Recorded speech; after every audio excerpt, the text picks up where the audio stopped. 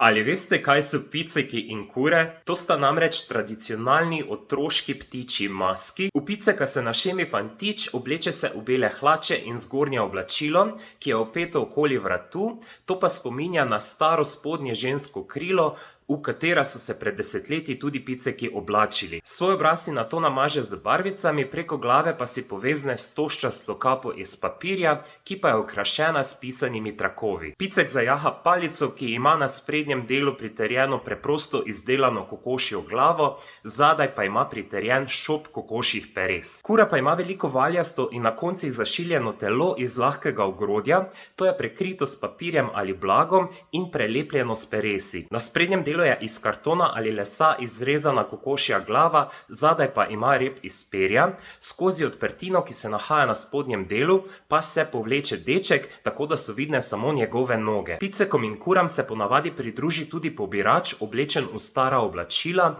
ki nosi grablje in košaro s plevelom, ki predstavlja seme. Skupina hodi od hiše do hiše, kjer zaplešejo in zapojejo, ter voščijo srečo in nesnost pri kokoših, posejejo in pograbljajo za dobro letino na vrtu, ter pri tem pobirajo tudi darove.